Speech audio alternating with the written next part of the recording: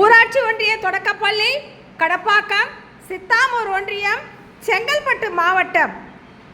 1 முதல் 3 வகுப்புகளுக்கு உண்டான செயல்பாடுகளில் ஒன்று பாட்டுக்கு பாட்டு. பாட்டுக்கு பாட்டு நிகழ்ச்சி உங்களின் காணொளியாக இதோ.